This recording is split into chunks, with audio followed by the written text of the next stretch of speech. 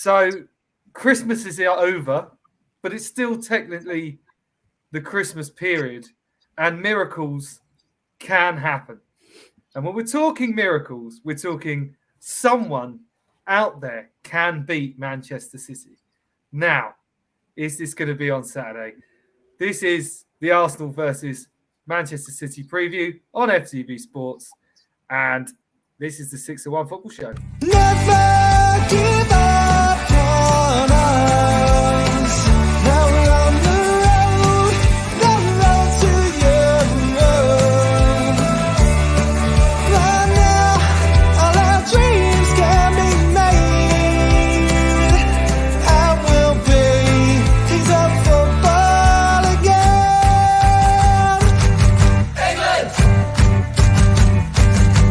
England! Guys, welcome to the show. It's lovely for both of you to be here. Ian, almost like my partner in crime. We've done many shows together, like a kind of gruesome twosome. Welcome to mine. It's the first time you've been on 601, isn't it, Ian? Yes, it is. It is. It's almost like going back in time to Satan and Greavesy or something like that. But yeah, thank you. That's what they're saying. That's what they're saying out there. That's what I'm hearing. Greavesy. With the news says to Greavesy, love that. And Adam, of course, you'll recognise Adam for lots of my shows.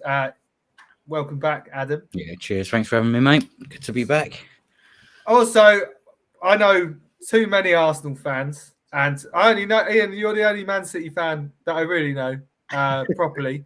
So I didn't want to invite more than one Arsenal fan on. Since I'm the presenter, I'm going to try and stay impartial on this.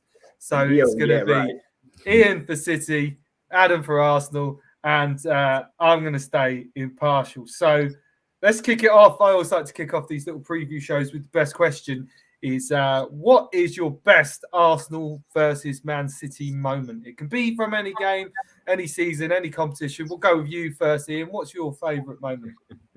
I've got to pick the Adebayor moment, haven't I? When City finally got some money.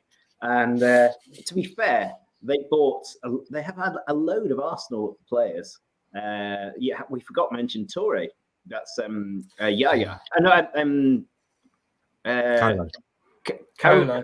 But Yaya did come on trial for us, and we said no. Toure from Arsenal was good in the latter days with City. Gael Clichy was great. Sami Nasri was. Bakary Sagna was, and Adebayor. And I have to say, it was that moment.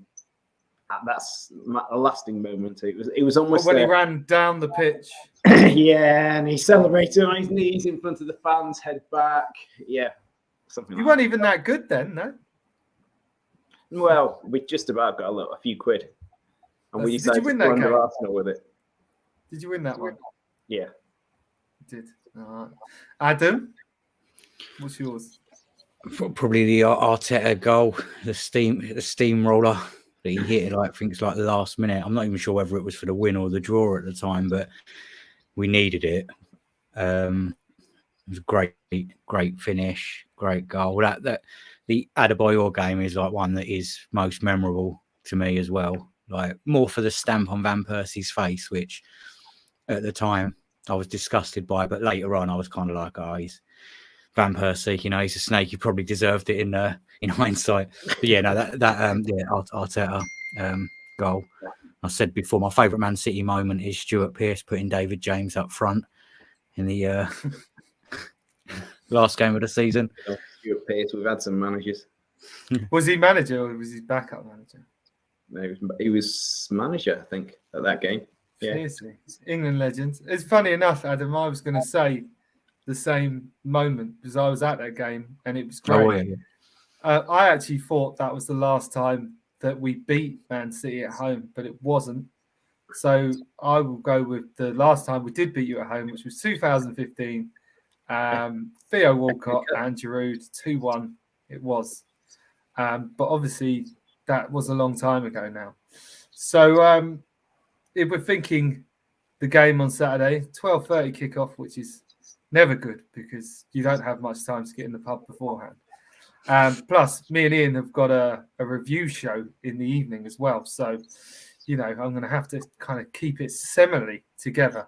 But let's go through some of the players to watch on the game. Adam, let's give me your 3 players you think are going to be most important for Arsenal in the game.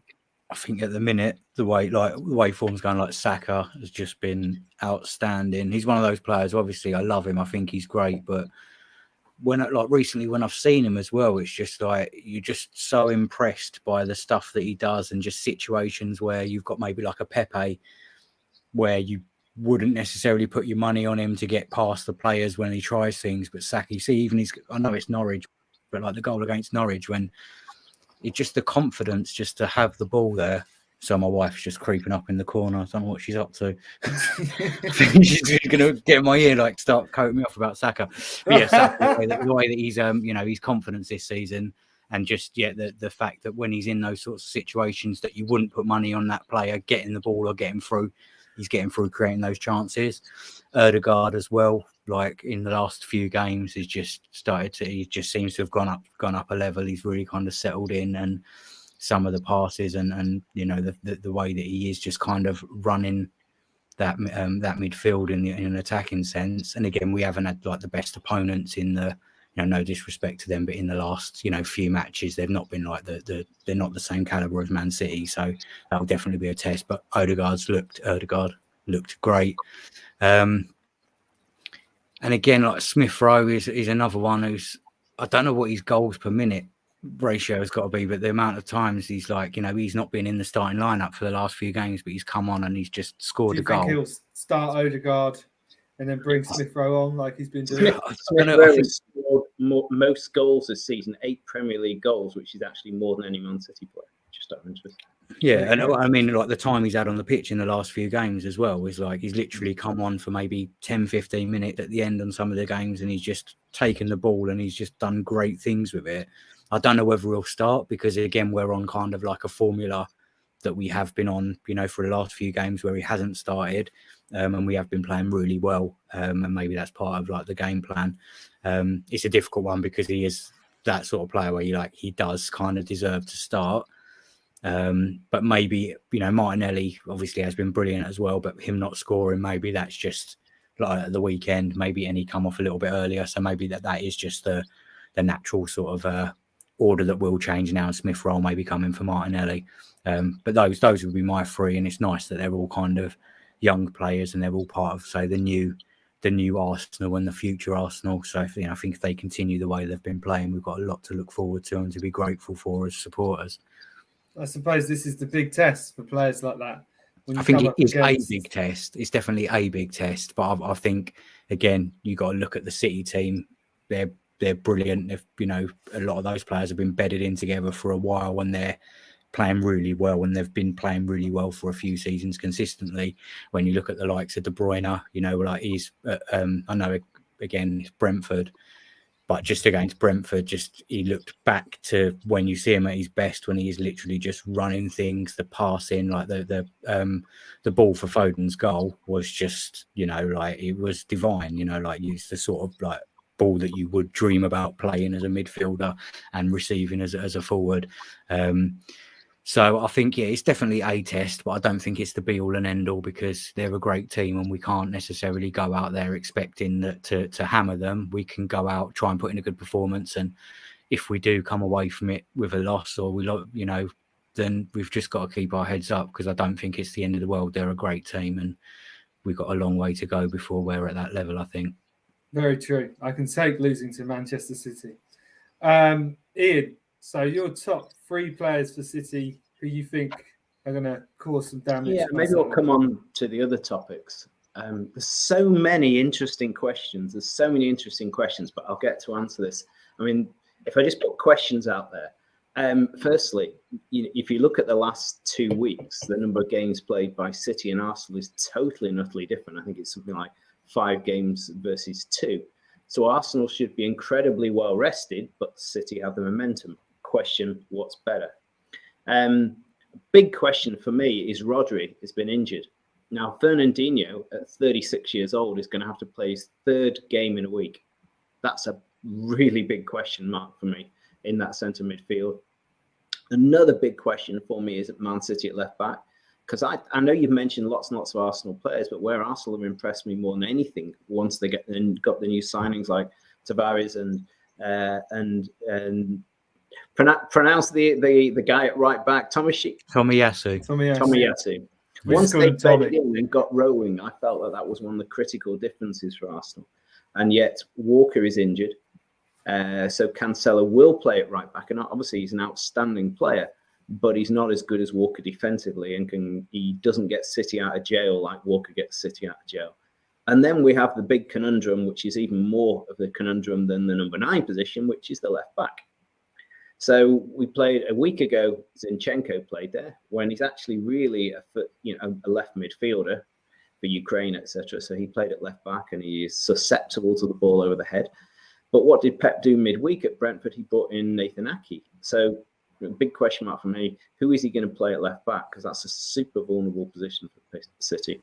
But to answer your questions, 3 players I think I'm going to look at.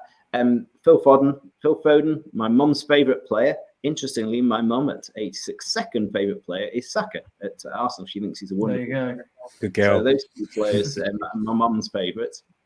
So I think Phil is fairly resty. He has had quite a period of time out. Obviously, Pep's given him a good slap around the legs and put him out of the team for a while. So because they go out, didn't they? Deny COVID rules or something.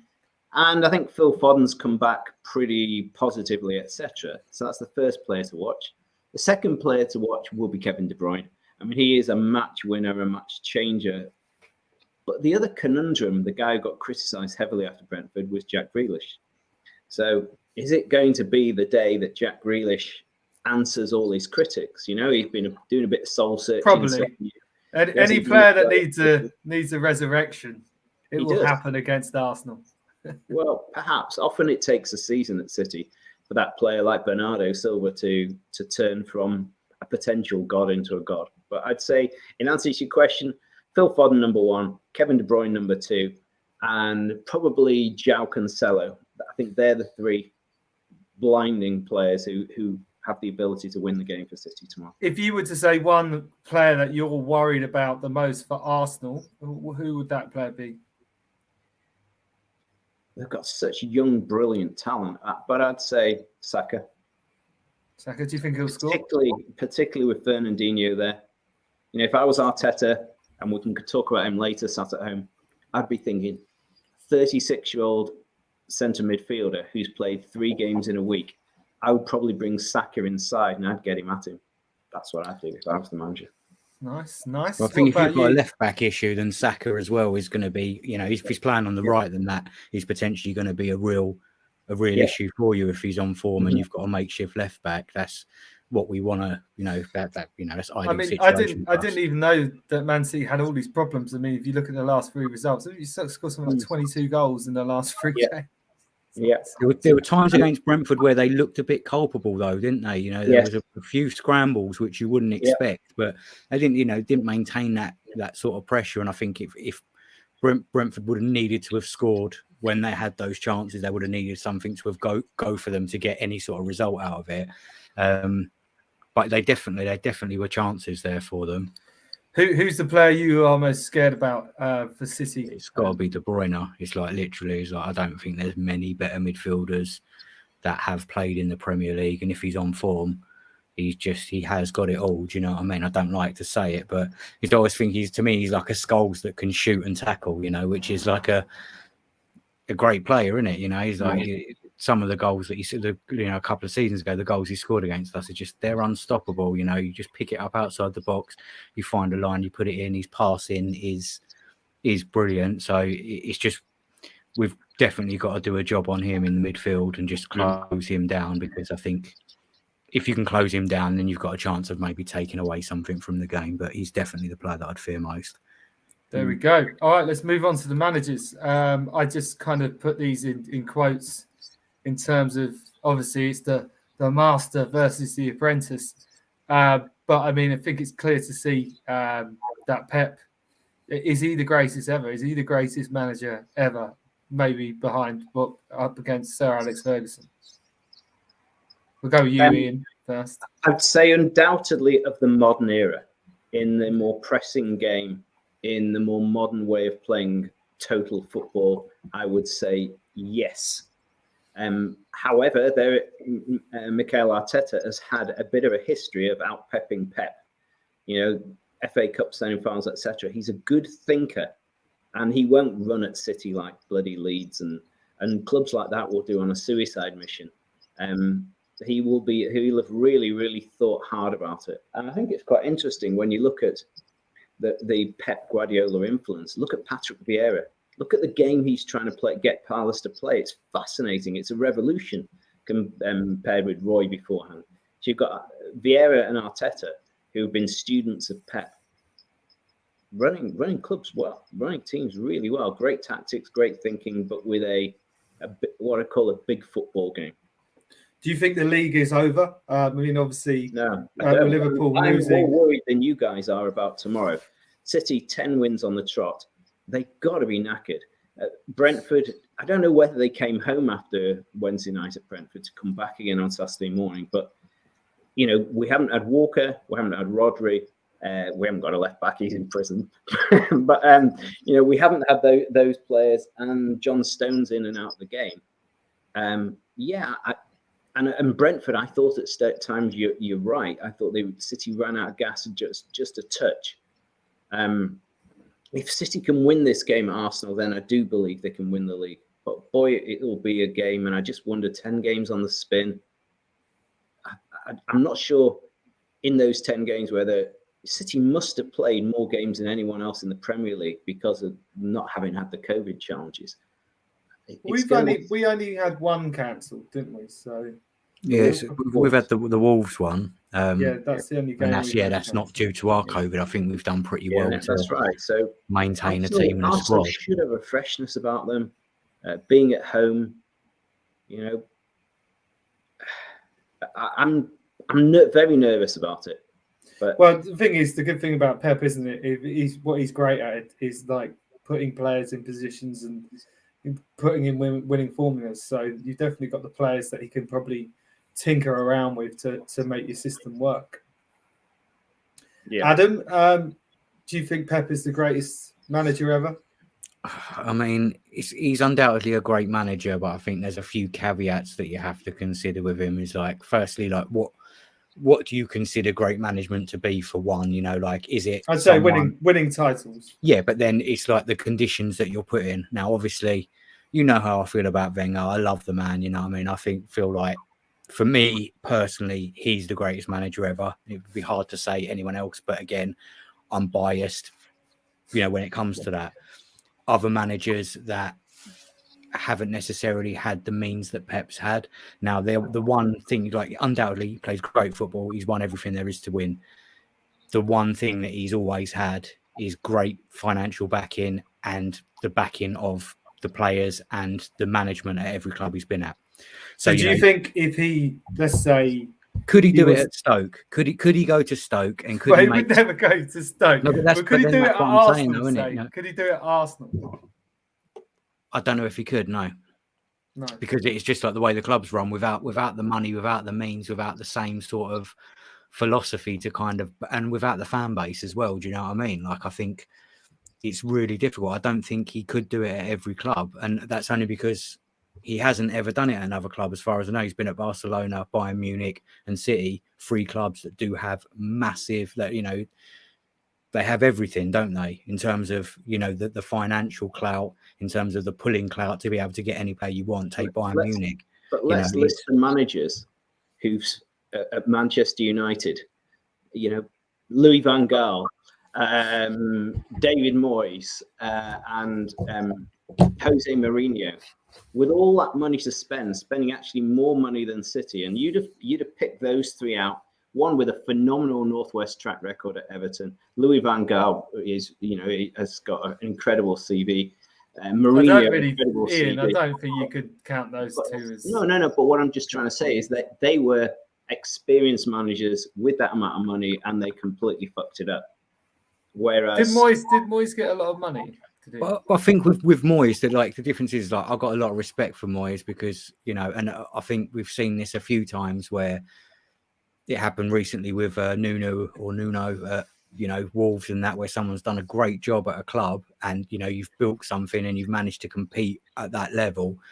You get that opportunity at the bigger club, doesn't work out, and then all of a sudden you've got no legacy. And it's a similar thing with Moyes going to Man United. And I've said this a lot, like I felt that like Man United and Arsenal were always going to be special cases, for one, because of the length of time that they had those managers for. Like, no other club's done that. That will never happen again. So you're not just coming in as a new manager or a new movement. You are changing a whole psychological structure, a whole sort of sociological structure as well within the club, because everything was built around the way that those guys ran the clubs. So someone like Moyes, I just feel like going to Man United, it was never going to work out, And I always think about Van Persie. When he went to United, he said he wanted to work with Alex Ferguson. One season, he won it, and then David Moyes goes there. Now, no disrespect to David Moyes, but you've got all these players who want to work with Alex Ferguson, and all of a sudden they've got Everton's manager managing them. Now, the difference with Pep is, obviously, he did great things at Barcelona. I think the things he did at Barcelona were revolutionary for the game at that time. And there's a lot of other factors that are involved in that, in the way that there is favouritism, and there has been favouritism towards Barcelona in European competitions, in domestic competitions. And I think not just under Pep, but the club that Barcelona were, he got that reputation also as a player. He's gone to Bayern Munich. He's done a similar thing. So I think by the time he gets to City, you're right, not everyone could do it, but he's got that thing where, because he's already done it, he's coming in as that big name. Now, so to take Man United as an example, if they'd have pulled in a play, if they'd have got Zidane after Ferguson, or if they'd have got like a really big world name player, not a manager, but like a former player or someone that all the players are instantly going to go, this guy knows what he's talking about, then I think you've got a lot more sort of power as the manager, because everyone's on board with the project. And I think that's the thing with Pep, is when he comes there, everyone's lifted because they know what he's done. And then everyone's on board in conjunction with the fact that you have got the money and you have got the means. He's always going to be successful. And as you say, I think in the modern game, he is undoubtedly one of the best managers in terms of the football he plays, in terms of the teams, in terms of the man management. He is undoubtedly the best. But I, again, would just love to see what he'd do at a mid-level club. We'll never see it, but I would love to see it. Be interesting. The bit I'd add to that is obviously he had a fantastic teacher in Johan Cruyff. He saw exactly how football was meant to be played, and I think that's helped him along the lines. But I think some of it's also to do with the ownership of the club. At Barcelona, technically, it's owned by the fans, etc., not shareholders. Bayern Munich, again, owned by the fans. It's not shareholders. And Man City, with the rich owners, to an extent, they could play a long game. They could afford for Pep not to win a trophy in the first season and only League Cup in the second season, because they weren't going to be dancing. Did he not win a trophy in his first season? No, it's the first time, wasn't it, that he had, and everyone expected him to, but it was the first time. To an extent, they could roll with that. They had a mission, they had a strategy. Whereas when you've got the Man United owners, and they're obsessed with the value of the club because they want to take out dividend from the profits of the club, one bad season there can rock their whole strategy, because they're not taking the dividends out of the club. It's a completely different business model, and I think United, to an extent, suffer badly from that requirement by the owners to be able to take dividend out of the club to be able to fund all their other activities in the world, whereas Bayern Munich, Barcelona, and Man City, Barcelona until now, have not had to dance to that tune. I watched the City, is it All or Nothing, when we signed Arteta, because I thought, I want to see what Arteta's like in that, and it was amazing, and it did kind of make me think, well, if Pep rates him so highly, then maybe we've got something here. So that brings us on to Arteta. Can Arteta become a great manager? We'll start with you, Adam. He's been schooled based on the way that we've started to play recently. Then you have to say yes. And I said this before, that like when Arteta first came, I wasn't sure whether, because I always remember Fabregas leaving, Arteta being signed at the last minute, and for me it was just always symbolic of our compromise as a team when we got Arteta when he was past his best. Although he was still a great player, no disrespect to the guy. And then, when there was talk of him being manager, I felt the same. And I said to you that a few weeks ago, Ollie, it's the first time since Wenger left that we feel like we have an identity as a team again, and it's a joy to watch. Like, you know, even when we're not winning, when we're playing like a team and we're playing like we've got a game plan and that we are playing nice football, it's a joy to watch and it's a joy to kind of support them. So yeah, I hope he can become great. And if the last sort of month or something is, you know, any identifier, then indicator, then yeah, he should become great. And as you know, you were saying there with mentorship, he has had, like, you know, you can see the Pep influence in him, the way that he addresses the players. You know, maybe it's a cultural thing, maybe it's a Spanish thing, but he's so animated, and I think the players really, they really thrive on that. And I think how do you think he's going to approach the game? Do you think he's going to stick to how Arsenal have been playing, or do you think he's going to look at? I think he's got to.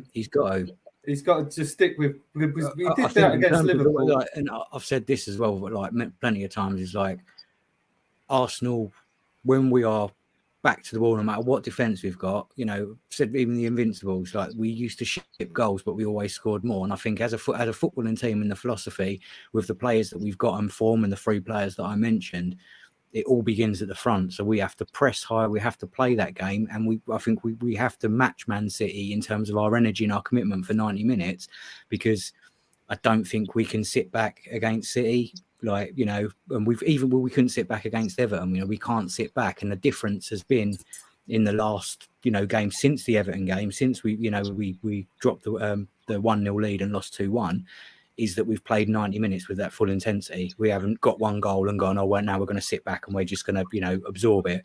We've gone with that intensity and we've just gone for the throat, which is something that Arsenal have failed to do for so long.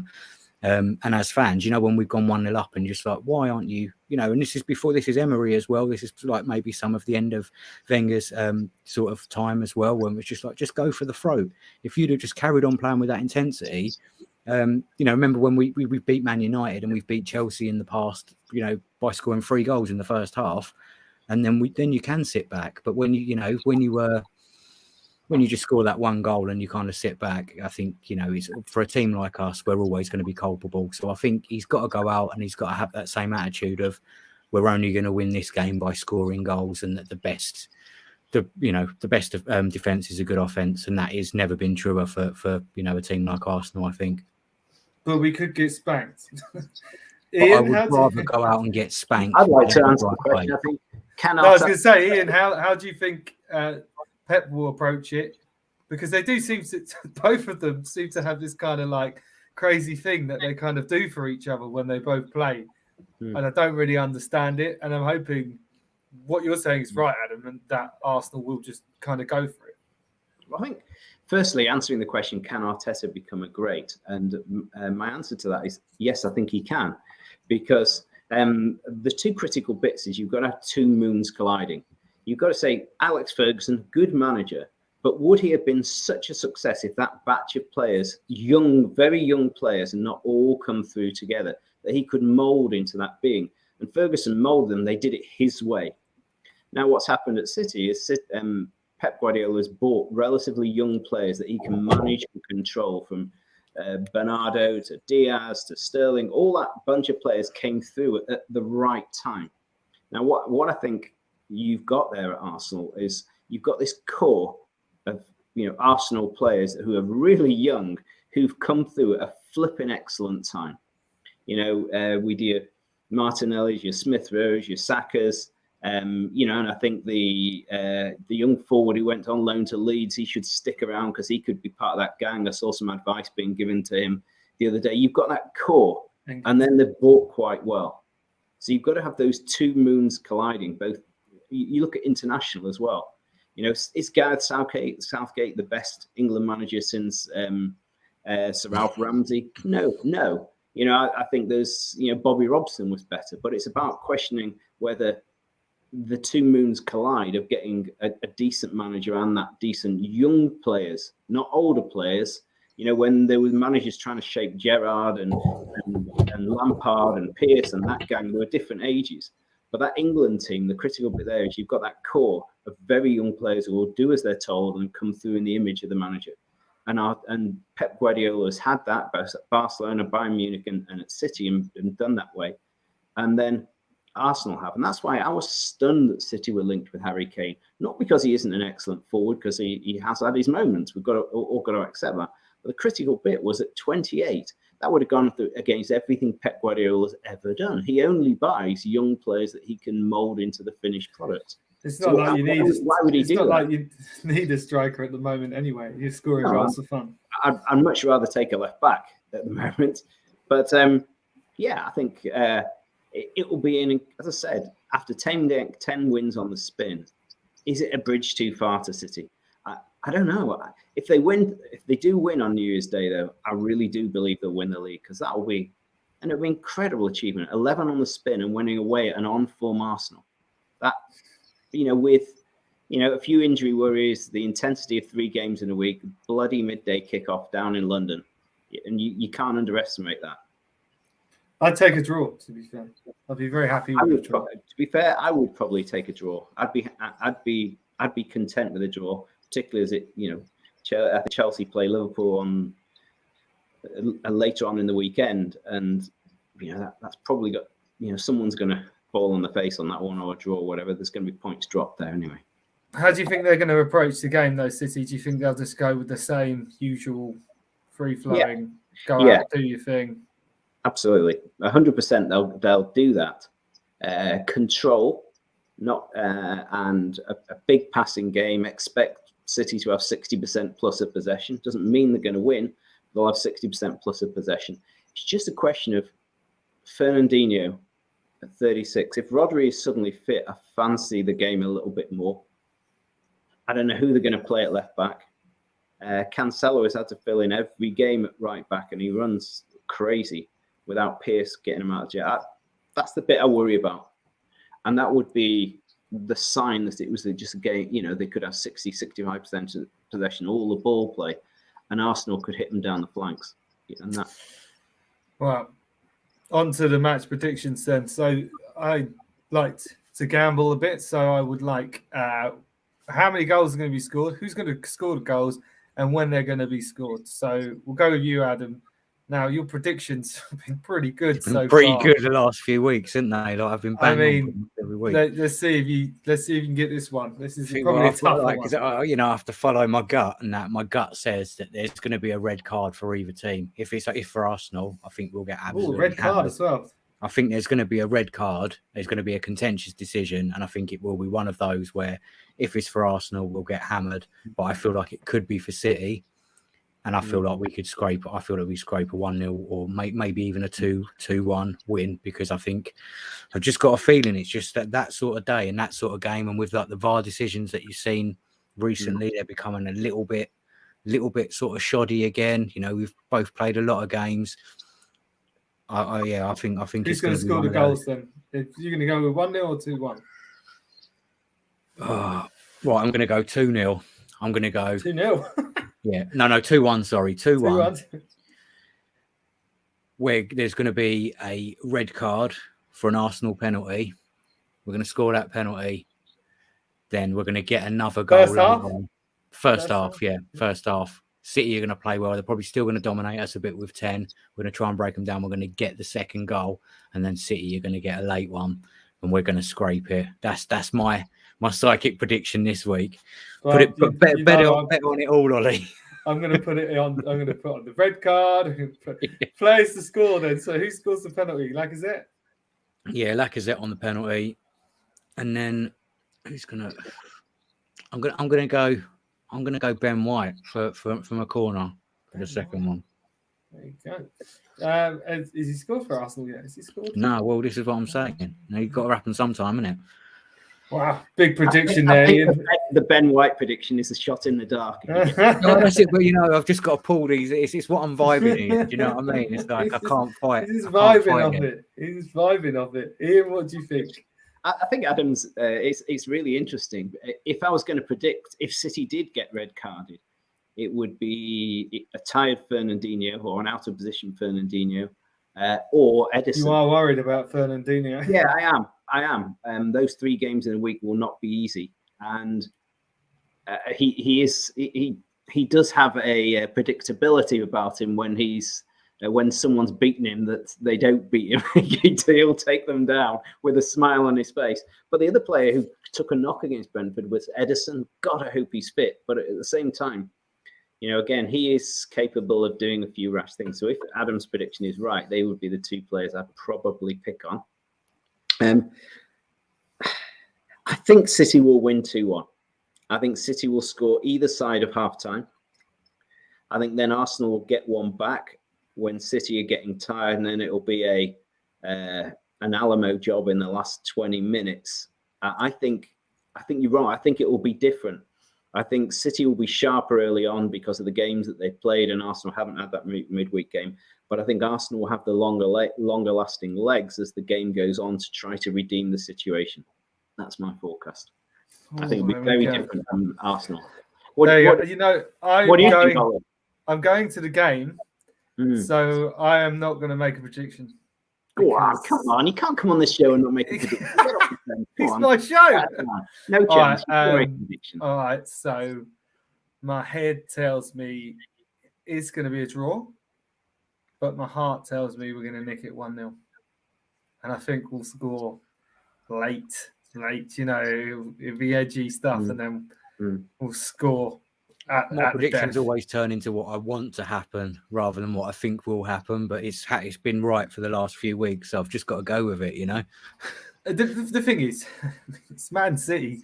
Oh yeah, if they turn up, they always beat us as well. You've got to have this hope, though. That's the thing, because otherwise, it's like the Man City games that I've watched, I've turned it on and it's been over like after 10 minutes. Yeah, you've got to have some. I wouldn't have even turned it on, but I made a massive mistake this week. I'm playing golf in the morning, and Natalie, my wife, said, "What on New Year's Day? Or do you want to go to London Zoo?" Because I'm playing golf. I was like, "Oh yeah," and then it was only after that I was like, "Oh no, I've already agreed to do it now, so I'm not going to watch the game." No, you've got to put it in the diary. I know. It's I'll probably watch on my phone a bit in the car, so I'll just try and time it.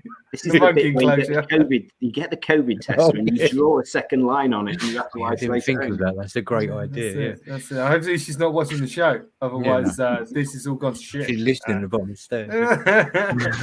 There you go. Like I said, I will be there. So, and I'm pretty nervous about this one because I feel like this is the one time maybe that we can be a little bit confident, as in the past there's been none of that.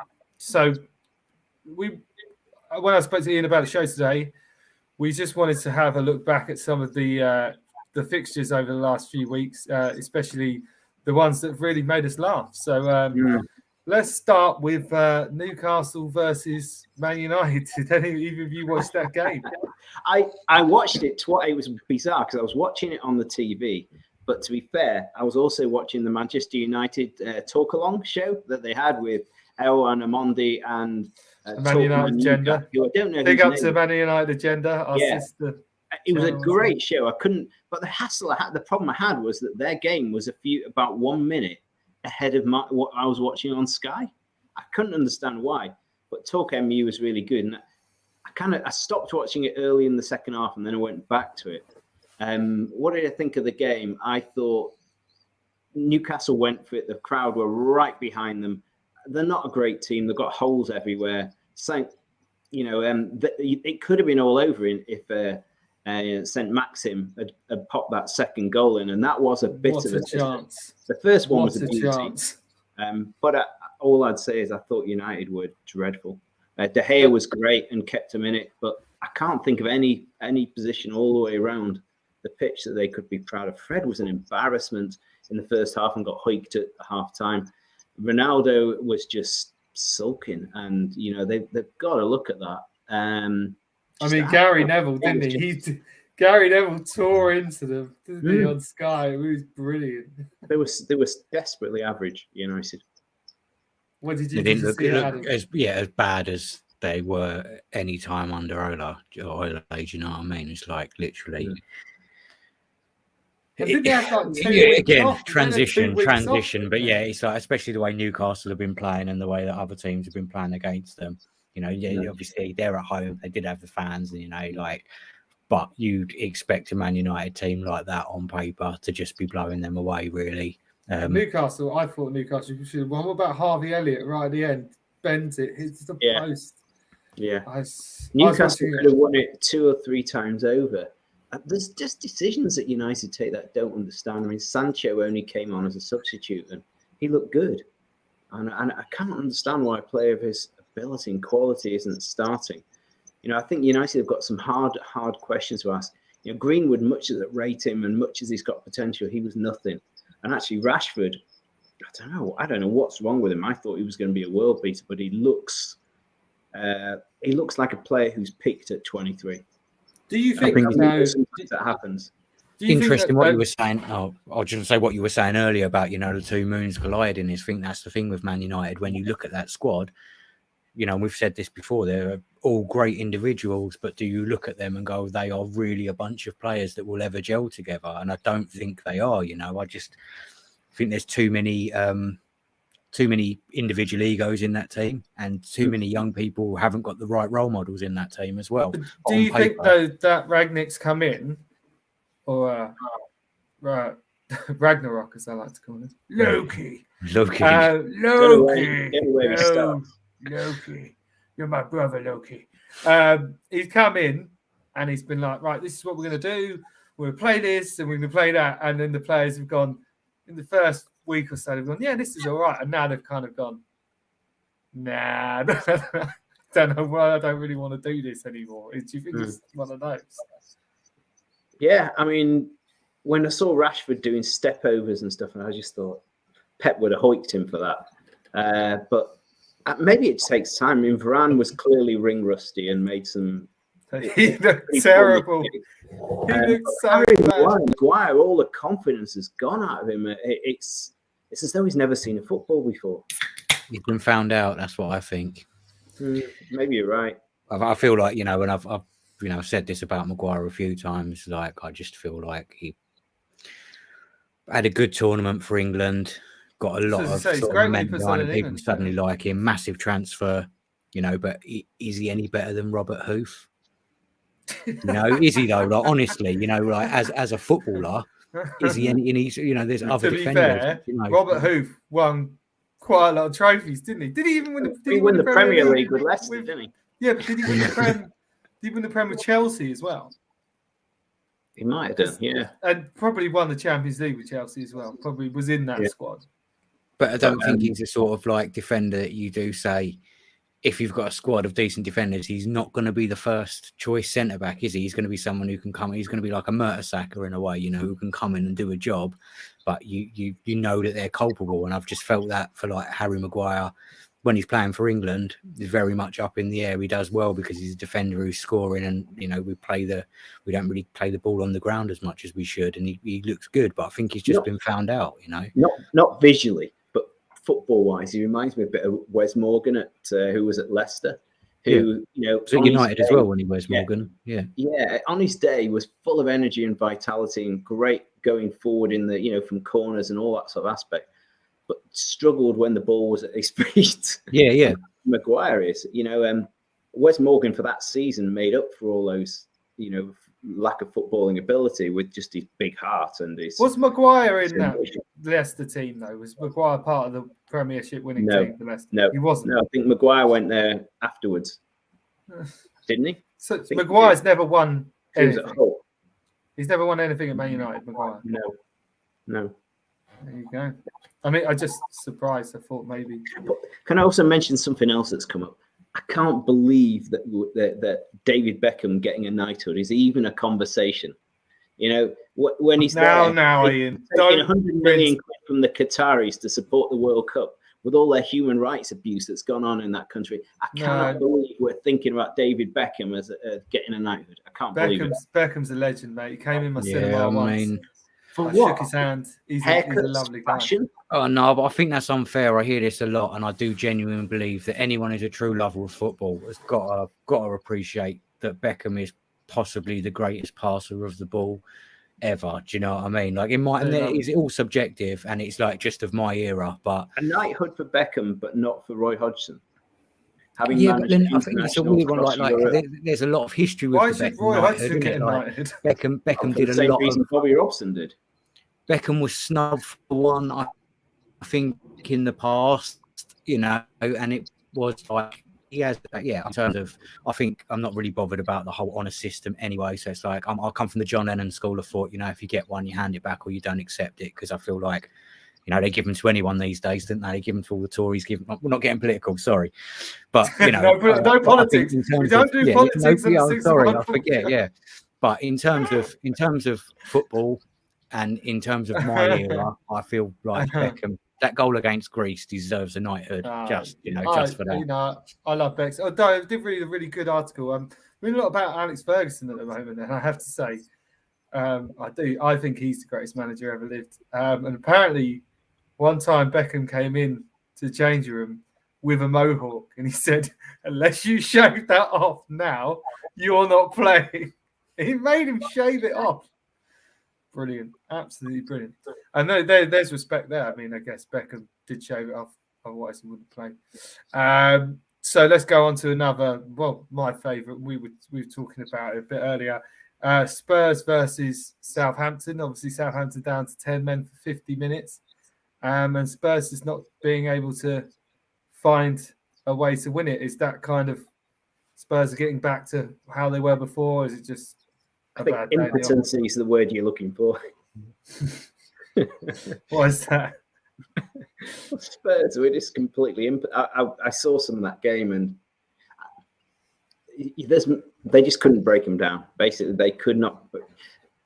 Kane and Son are great on break football, flowing football, but if you get 10 men behind the ball, they don't have the magicians to unlock that door. I was saying as well, like I hate Tottenham, so this is like I can't stand Tottenham. They are like the worst. But as a Man City fan, do you like in all just like as objectively as possible? Do you not feel that like the Foden offside call and the Harry Kane offside call were near on identical, and that they were? As much as I don't like to admit it, they were unlucky, because if that was Arsenal, I said, well, if that was Arsenal, I will be livid, because it was an offside. It was an offside. It's his arm, and that's the same thing with Foden as well. His arm's in front, and it's not his foot. So. I'm not. I've seen the pictures actually. I can't remember, someone put them up there today as a comparison next to each other, and asked that question. Yeah, I mean, VAR is. I still think it's more of a lottery than it should be. I think it probably is necessary. I think the decisions have to be taken quickly, particularly when the referee misses some really bad foul. I think there's been 3 or 4 terrible tackles in the last week, with one lad breaking his leg at Leicester, I think it was. Over the top tackles. There was one from Kane. There was I can't remember the one from Xhaka. I thought the one from Xhaka against Leeds was a red as well. To me, look at all the ones that have gone against us. VAR is for, to have a look at that. Those sort of instances and goal winning. But I agree with you. VAR has looked at some. Remember the Saka one against Crystal Palace? Oh, yeah. The worst. VAR looked at it and went, no, that's not. Then this is the issue, and it's the same fundamental issue, is that it's only as good as the referees doing it. Now, I know I don't want to get into a massive VAR thing, but I think it's quite a significant point from these two, from the Tottenham game, because to be fair to them, the goal should have stood, and they probably should have won. The game before, Kane should have been.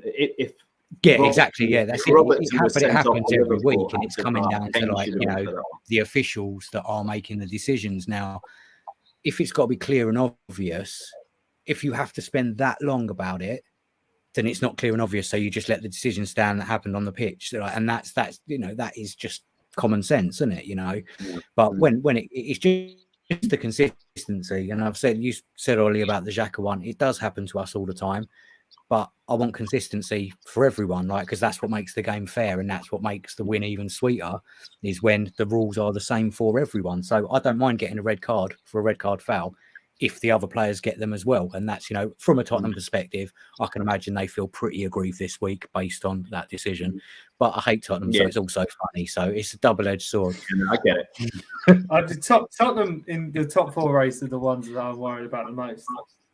Can I just say, if you're a top 4 club and you're playing a 10-man Southampton, 100%, you shouldn't be relying on a dodgy VAR. Yeah, 100%. However, I was at City. I was at the Etihad earlier in the season when City got held by Southampton 0-0, and Southampton were very, very well disciplined. very well organised, structured, and bloody good at time wasting as well. Yeah. You need the time wasting if you're gonna win those. Was the one that made me smile yesterday because I was at work and I just heard Danny Welbeck, 93rd minute. I could 50p not head. believe it. 50p head Yeah. finally got it on the right Chelsea side. versus Brighton. Chelsea really are having a dip at the moment, and now Lukaku's come out and kind of that's a disgrace having a what he go. said today. What he said today is a bloody disgrace. He's on God knows how many hundreds of thousands a week. His club pays while he's injured all those hundreds of thousands a week. And just when things are going badly for the club, when you don't need that to come out. And he's not a kid. He's 28, 29 years old. And he comes out with that. It's disappointing, isn't it? From just from a neutral perspective as well. It's funny, but at the same time, it's like, definitely funny.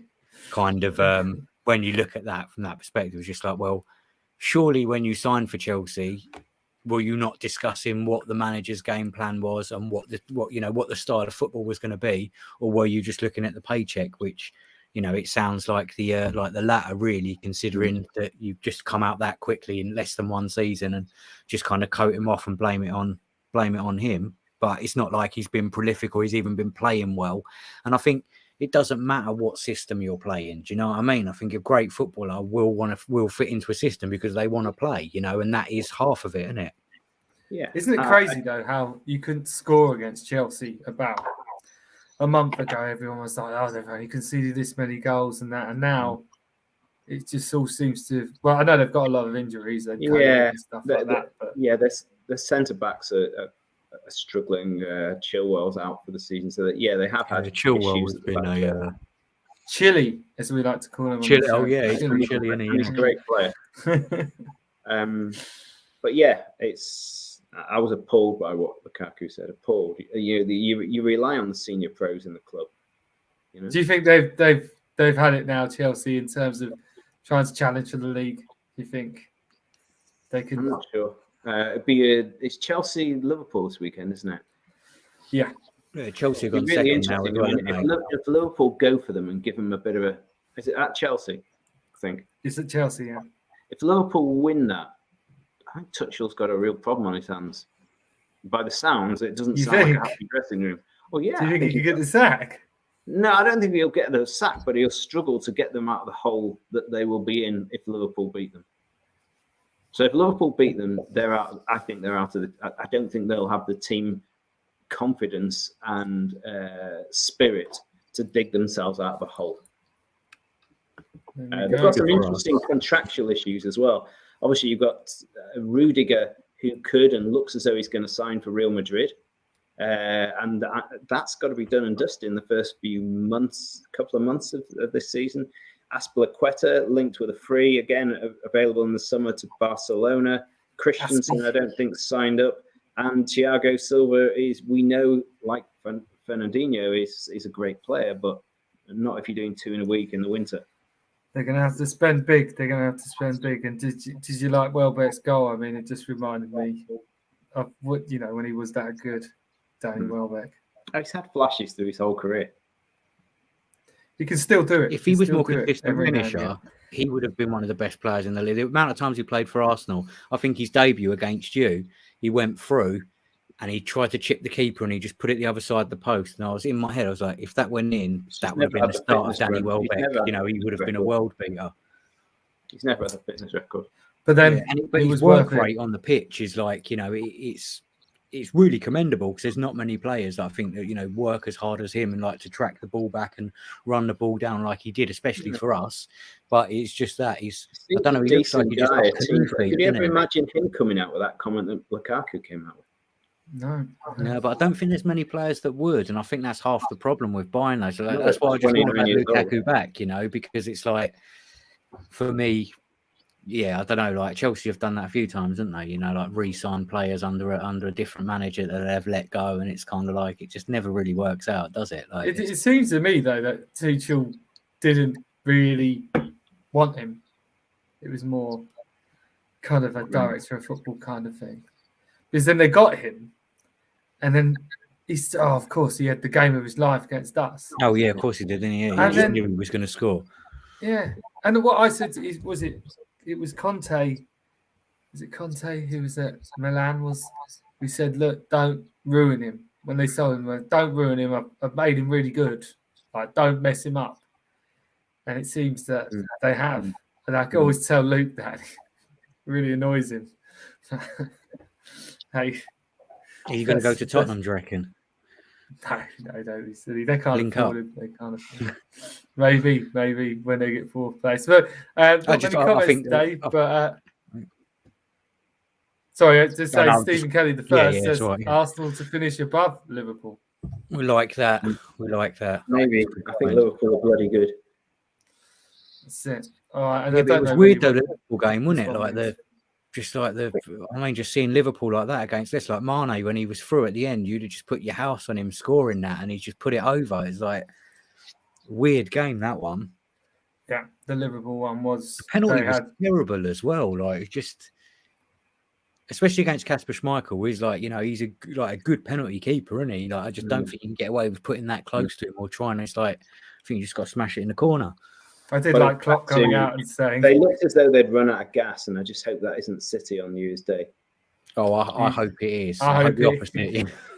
Because when we do the review show on Saturday evening, and I've Mr. Jolly, but hey, look, we'll see. Like I said, that's the end of our preview show for Man City Arsenal. We will be back on Saturday evening, me and Ian. Adam, would you like to come on again? Saturday evening? Saturday evening. Saturday evening, yeah. Yeah, possibly. Let me know, and I'll see what's going on with the baby. Back from the zoo. Back from the zoo. If I haven't been eaten by a tiger, then I could be up for that, mate. Just let me know. And it's New Year's Day. It's New Year's Day, isn't it? So the words of the song are we going? If City score early on, it'll be all is quiet on New Year's Day. Nothing changes on New Year's Day. Exactly. But if we go 1-0 up, well. Who knows? Well, thank you everyone for watching. If you like what we're doing, please hit the like button and subscribe. Like I said, we will be back on Saturday evening when Arsenal finally break the duck and beat Man City for the first time since 2015. Or it'll be a draw, and then we are all happy. Thank you very much, guys. Good night.